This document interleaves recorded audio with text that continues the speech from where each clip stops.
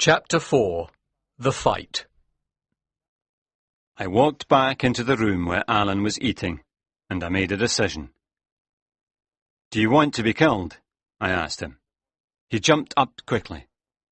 "They've murdered a boy already, and now they want to kill you," I said. Will you help me? He asked. "I will," I said. Now, we looked around to see how to defend ourselves. There were 2 doors into the room and 1 small window. We closed one of the doors and left the other one open. He took out his sword and gave me all the guns. Now listen to me, he said. How many men are there? 15, I said. Well, there's nothing we can do about that. I'll watch this door, where the main fight will be. You must use the guns and watch the other door. I told him I was not a very good shot. If they try to open the door, you must shoot, he said. Now, what else do you have to watch? The window, sir, I said. But how can I watch both at the same time? When I'm looking at one of them, my back is towards the other. That's true, said Alan. But don't you have any ears? Of course, I said. I must listen for the sound of breaking glass. Exactly, said Alan. Meanwhile, the captain was still waiting for me to return with the guns. Finally, he came to the door. Alan stopped him with his sword. "What's this?" said Hoseason. "I save your life, and you show me a sword." I know what you're planning, said Alan. Now get your men together. I want to start this fight as soon as possible. The captain looked at me.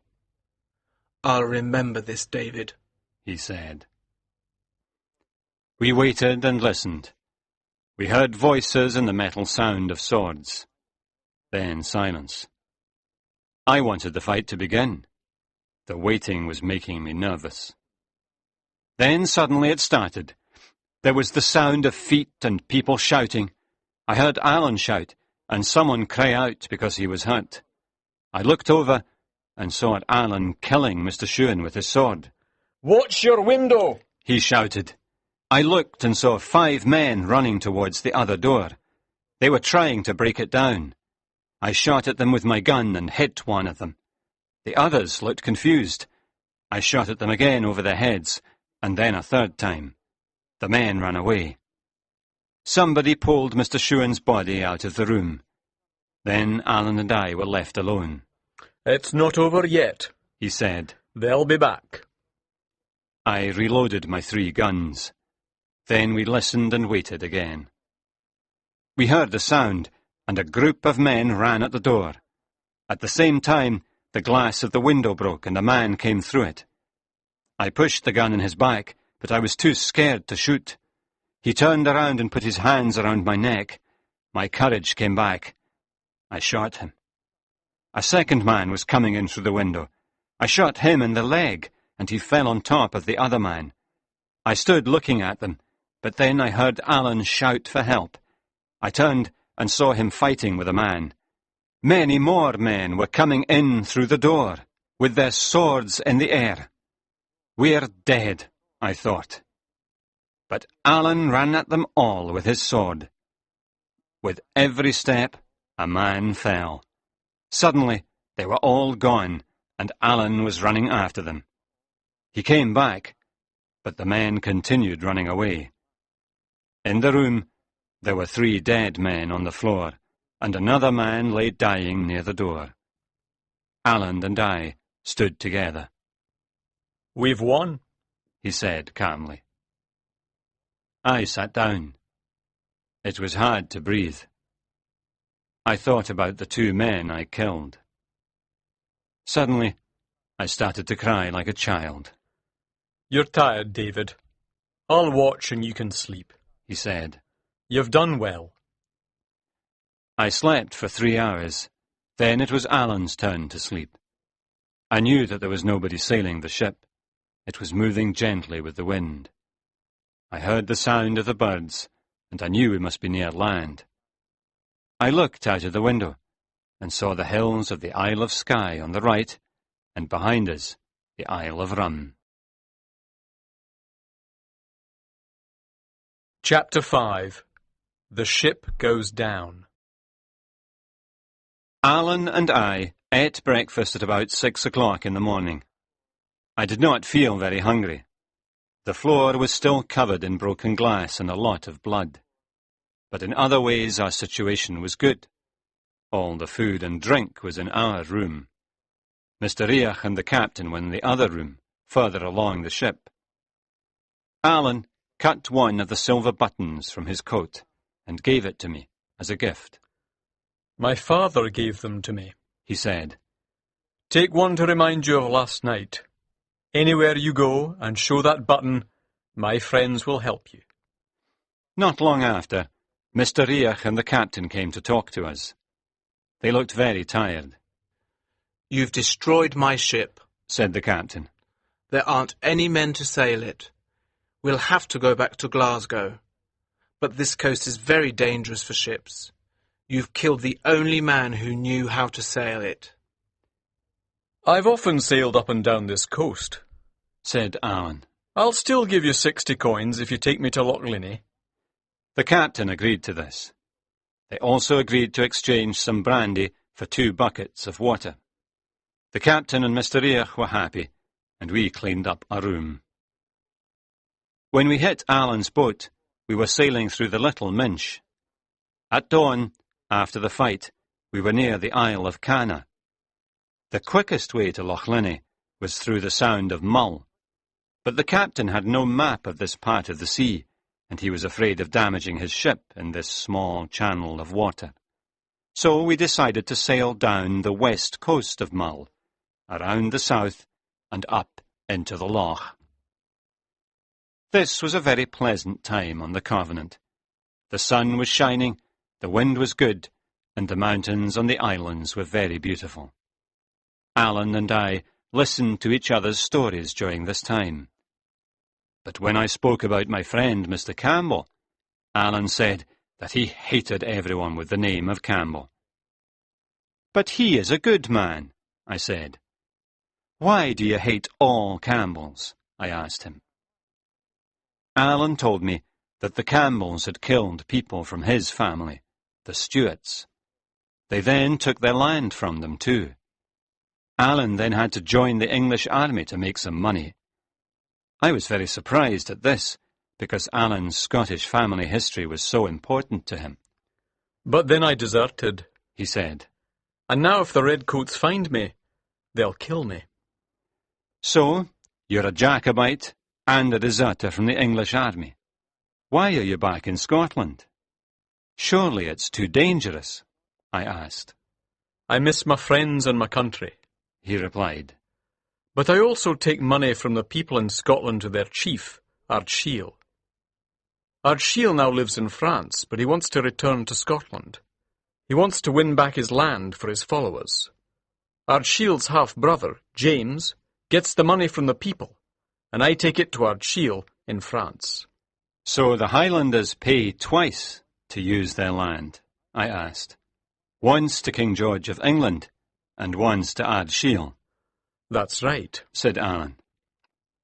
When the Highlanders lost to the English at Culloden, Ardshiel had to run away and hide. The English took away all his power and his land. They also took away the weapons from the Highlanders. A Campbell called the Red Fox works for King George. He gives the king the rent from Ardshield's land. But the people still love their chief and continue to give him money. The English can't stop that. But when the Red Fox heard about the money they were paying to Ardshiel, he became angry. And then what happened? I asked.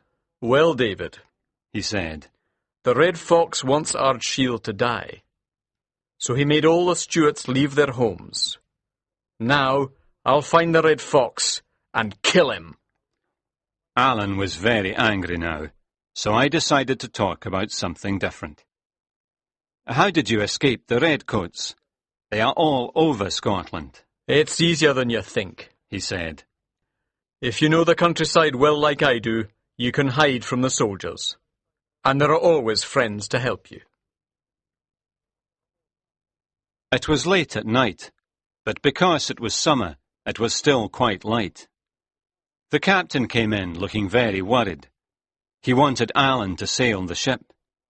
We went outside and looked at the sea. On one side of the ship, we saw something that looked like a fountain. What's that? Asked the captain. Alan told him it was the sea hitting some rocks. Then we saw more fountains. There were rocks under the water everywhere. It was very dangerous to sail the ship without a map to show us where the rocks were. Alan thought that there were fewer rocks closer to the land. For a while, we sailed close to the Isle of Mull, and we were safe. But as we came around the coast of Mull, the wind stopped and the waves pushed the ship towards the coast. The next minute, the ship hit the rocks with a loud crunch. We all fell down on the deck. The waves grew bigger, and the ship was thrown onto the rocks again and again. Some of the men were trying to put a small boat into the sea. It was very difficult, because the sea was so rough. Waves kept breaking over us, and the ship was sinking. Suddenly, one of the men cried out. A huge wave hit the Covenant, and we were all thrown into the sea. My head went under the water, and I started to sink. I came up, but immediately I was pulled down again. I cannot remember how many times I sank and came up. The waves and the wind were very strong, and it was difficult to breathe. After a while, I found a piece of wood. I held on to it until I was in calm water. I looked around me and saw some land, not too far away. By now, I was very cold. I knew I must swim to the land or die. It was very hard, but after an hour, I was finally on land. I lay on the beach in the moonlight. I was tired, but alive. Chapter 6. The Murder of the Red Fox. There was nothing on the land. No houses, no lights, just land. I was tired but happy to be alive. I did not know if any of the others survived. When morning came, I climbed to the top of a hill and looked out at the sea. There was nothing on the sea, no ship, not even the smaller boat. I looked around me, and I saw that I was on a small island. Nobody lived there. It was separated from the mainland by the sea, and there was no way of getting there. I'm completely alone, I thought. I had nothing except a little money and Alan's silver button. I did not know much about the sea and how to survive, but I was hungry, cold, thirsty, and tired. I needed to find food. I ate shellfish from the rocks. It sometimes made me ill, but it was food. I was starting to lose hope when one day I saw a small boat with 2 fishermen. I shouted and waved to them, but they sailed on, saying something in Gaelic and laughing. I lay down on the ground and cried. I'm going to die on this island, I thought. But the next day, the sun was shining, the shellfish did not make me ill, and I began to hope again. I climbed onto a rock and looked out to sea. There was the same small boat, coming towards the island. I ran down to the beach. Help! Please stop! I shouted. As the boat came closer, I saw that it was the same 2 fishermen as before, but with another man. The boat stopped, and the man started shouting to me and waving. I only understood 1 or 2 words. I heard the word, tide.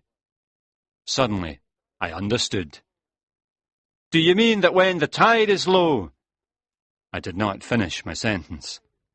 Yes, yes, Shouted the man. tide! I turned and ran to the other side of the island. I heard them laughing behind me. I saw that when the tide was low, the island was attached to the mainland. It was only an island when the tide was high. I've been here all this time when I can walk to the mainland twice a day. When I arrived on the mainland, I asked an old man for information about Alan and the other men. You must be the boy with the silver button, he said. Yes, I am, I replied, surprised. Well then, he said, you must go to Torresay and take the boat from there to meet your friend in Appin. So, once again, I was travelling through an unknown country. This was the Highlands, Alan's country. There were high mountains on either side of me, and dark clouds in the sky above. The people looked very poor, but they helped me on my journey. After some days' travelling, I arrived in Appin to meet Alan. I saw the red coats of the English soldiers moving across the north coast. I was worried, because I knew they were dangerous for Alan. I also knew that Alan was somewhere on that coast, waiting for me. I started to have doubts. Was I doing the right thing? Why was I looking for Alan? He was a dangerous man to be with. Perhaps I should return to the south and leave Alan. As I sat thinking, I heard the sound of men and horses coming through the wood. Soon, 4 men with their horses appeared. The first man had red hair and looked important. I knew immediately that he was the Red Fox. From their clothes, the others looked like a lawyer, an army officer, and a servant. When I saw these men, I made my decision. I must find Alan, I thought. When the Red Fox was close, I asked him the way to Auchan, a nearby village. Who are you? He replied. And why are you so far from your home country? He knew from my voice that I was not from this part of Scotland. I'm an honest supporter of King George of England, I told him. I'm not dangerous. The Red Fox did not believe me. We'll wait for the soldiers, he said. He turned to look at the lawyer. As he turned, there was the sound of a gunshot from higher up the hill. At the very same time, the Red Fox fell to the ground. I've been shot, he cried. I'm dying. The lawyer held the dying man in his arms.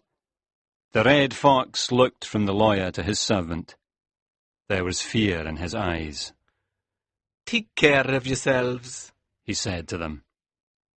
He sighed, then his head fell forward. He was dead. The lawyer put him down on the road. This woke me from my shock. The murderer!